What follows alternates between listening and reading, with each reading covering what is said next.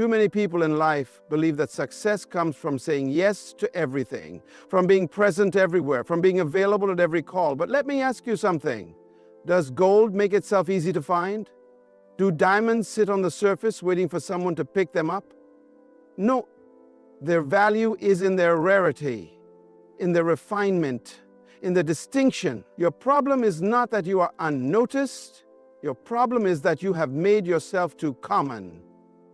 You have confused accessibility with importance. And today I want to shake your mindset, because true impact in life comes not from being everywhere, but from being valuable. Listen to me carefully. One of the greatest mistakes you can ever make is believing that your significance is measured by how many people have access to you. Many of you are exhausted, frustrated, and stretched beyond your limits, not because you lack potential, but because you have given too much of yourself to things that do not serve your destiny. You have mistaken activity for progress, busyness for effectiveness, and availability for value.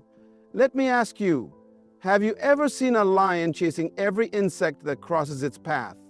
Have you ever seen an eagle flapping its wings at every gust of wind? No, a lion moves with focus. An eagle soars with precision.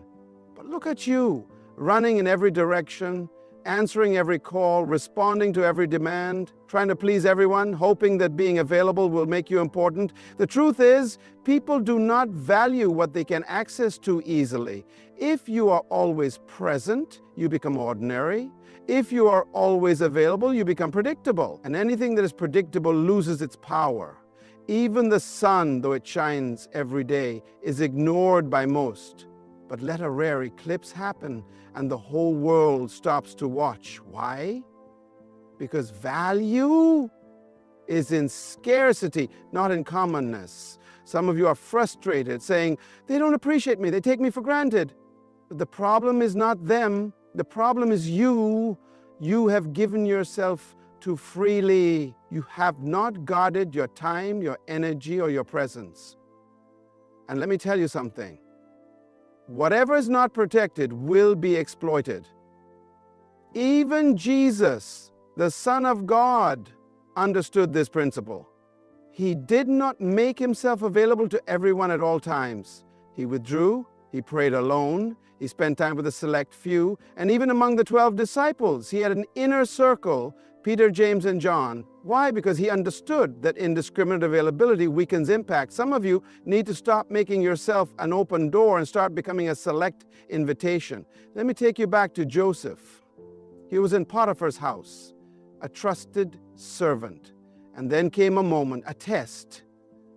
Potiphar's wife wanted him. She wanted access. She wanted to use him for her pleasure.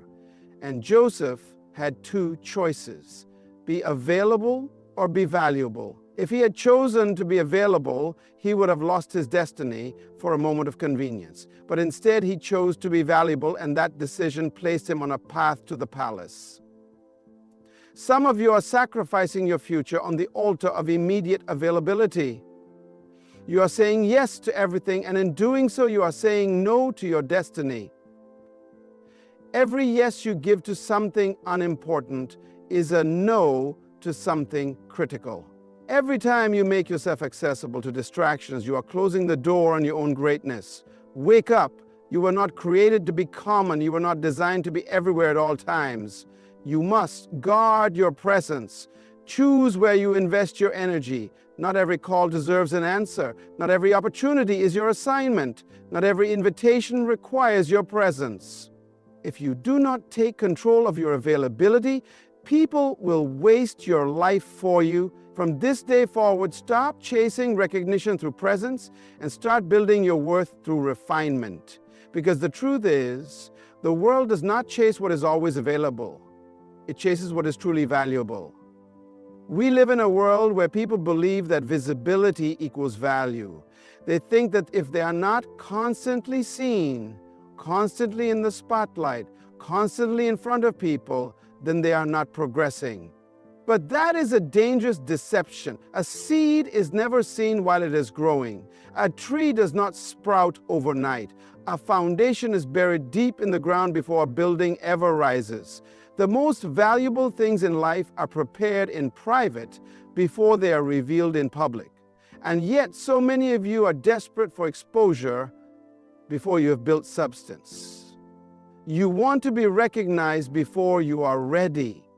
You want to be called great before you have done the work. But let me tell you something. What is revealed too soon will be destroyed too quickly. Do you know why God hides you before He promotes you? Because greatness must be developed in the dark. Before David ever held a throne, he held a slingshot in the wilderness. Before Joseph ever sat on the throne of Egypt, he was locked in a prison. Before Moses ever led millions, he spent 40 years in the desert. And before Jesus ever started his ministry, he spent 30 years in obscurity preparing. The problem is, many of you despise the season of preparation. You are frustrated because no one sees you. You are impatient because your gift has not yet been recognized. But let me ask you, do you want to be seen too soon and fail? Or do you want to be prepared fully so that when you are seen, you stay? A student locked in a library is not wasting time. He is investing in knowledge. A runner training in isolation is not being ignored. He is being conditioned for victory. A musician practicing behind closed doors is not being overlooked. He is sharpening his skill. The question is, are you willing to be hidden so that when your time comes, you will be ready? So many people today crave attention, but attention is not the same as anointing. The fact that people know your name does not mean you are valuable. Popularity does not equal power. Fame does not equal fulfillment. If you rush to be seen before you are ready, you will crumble under the weight of exposure. You must first develop in private what you want to sustain in public. Even Jesus understood this. Do you realize that the Son of God himself did not start his ministry until he was 30 years old? Why? Because even he needed preparation. If Jesus had to grow in wisdom before he stepped into his calling, what makes you think you can skip the process? What makes you believe you can be effective without being equipped? You must shift your mindset. Stop seeking attention and start seeking refinement. Stop chasing the spotlight and start embracing the process. Stop trying to be seen and start working to be strong, because when the time is right, when your preparation is complete, when your foundation is strong, God himself will reveal you. And when he does, no man will be able to ignore you. The world does not need people who are just present. It needs people who are prepared. One of the greatest skills you will ever develop in life is the ability to say no without guilt. Some of you are exhausted, burned out, and overwhelmed, not because you lack talent, not because you lack time, but because you lack discipline in your decisions. You say yes to everything and everyone, thinking that availability equals significance. But let me ask you, have you ever seen a king begging for attention? Have you ever seen a CEO running around trying to please everyone? No, because they understand something that many of you have not yet learned. What you say no to is just as important as what you say yes to. The enemy of purpose is not always failure. Sometimes it is distraction. And the greatest distractions in life often come disguised as good opportunities. Many of you are entangled in things that look important, but they are not your assignment. You are doing what is nice instead of what is necessary. You are busy, but you are not productive. You are helping everyone, but you are not building yourself. And the reason is simple. You have not yet mastered the power of saying no. Joseph was given an opportunity to say yes to Potiphar's wife. It was an easy offer, a secret pleasure, a shortcut to favor. But Joseph understood something. You can gain temporary pleasure and lose eternal purpose. He knew that saying yes to her was saying no to his destiny. And so he ran. He didn't negotiate. He didn't compromise. He didn't delay. He ran. Because sometimes your greatest act of wisdom is not what you accept, but what you reject. Some of you need to stop negotiating with distractions. You keep entertaining things that God has called you to walk away from. You keep justifying relationships that are draining your strength. You keep saying yes to obligations that are not aligned with your calling. But hear me today. Just because something is good does not mean it is God. Just because something is available does not mean it is assigned to you. If you are not careful, you will spend your life saying yes to small things and miss out on the great things you were born for. Even Jesus understood this. Do you realize that Jesus did not heal every sick person on earth?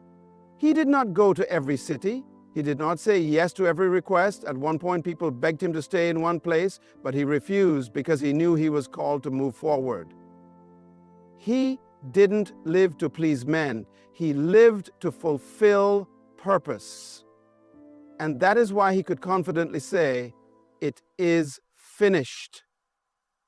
Some of you are exhausted because you are trying to finish assignments that God never gave you. It is time to reset your priorities. It is time to value your purpose more than people's opinions. It is time to recognize that every yes you give to something small is a no to something greater. So stop feeling guilty for guarding your time. Stop apologizing for protecting your purpose. Stop explaining yourself for choosing destiny over distraction. Because in the end, life will not reward you for how many things you did. It will reward you for doing the right things. The world does not reward mediocrity. It does not chase after the average. It does not celebrate the ones who dabble in everything but master nothing. Look around you. Who are the people that rise to the top? Who are the individuals that nations seek, that industries pay millions for, that history remembers? It is not those who do many things. It is those who have mastered one thing. The tragedy of our generation is that too many people are trying to be everything to everyone. One day they are chasing this, the next day they are pursuing that. They jump from skill to skill, from career to career, from purpose to purpose, thinking that success is found in doing more. But hear me today. Excellence is not in multiplicity, it is in mastery. David was not known because he tried everything. He was known because he mastered one thing. While his brothers were busy trying to be warriors, he was in the field perfecting his slingshot. While others were using swords and shields, he was refining his aim. And when the day of opportunity came, the army of Israel had thousands of men with weapons, but only one who had mastered his skill. Only one who had the confidence to step forward. And it was one stone from one slingshot in the hand of one prepared man that brought down Goliath. Some of you are frustrated because you see others being elevated while you remain stagnant. The problem is not that you lack talent. The problem is that you have not yet specialized. You are too scattered. You are too divided. You are too unfocused. You want to be good at everything, and that is why you are excellent at nothing. Look at the world around you. If a man masters medicine, they call him a doctor. If a man masters law, they call him a lawyer. If a man masters music, they call him a maestro.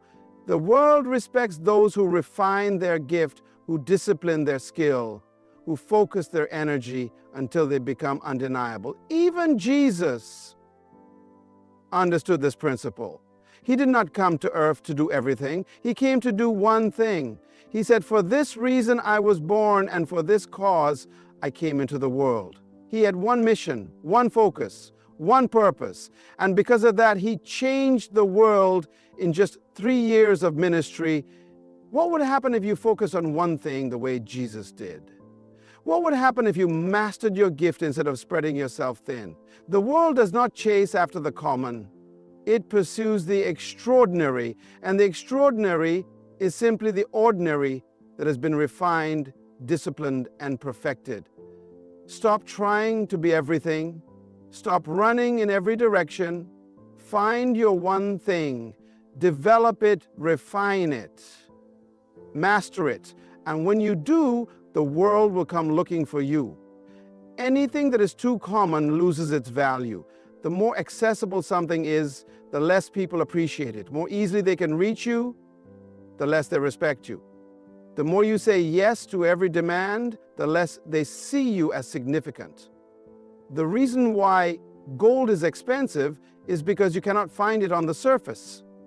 It must be discovered. The reason why diamonds are priceless is because they are hidden, waiting for those who are willing to pay the price to mine them. So why have you made yourself so common? Why have you allowed yourself to be so easily reached, so easily drained, so easily taken for granted? Many of you are frustrated because people do not value you. They do not respect your time, they do not appreciate your presence, and they do not recognize your worth. But the problem is not them, the problem is you. You have given unlimited access to those who have not earned it. You have allowed yourself to be available at all times to all people for all things. But hear me today, your value increases when your access decreases. Jesus, the Son of God, did not allow himself to be everywhere at all times. He was strategic about his presence. He chose when to be seen, who to invest in, and where to spend his time. He spoke to the crowds, but he poured into the 12.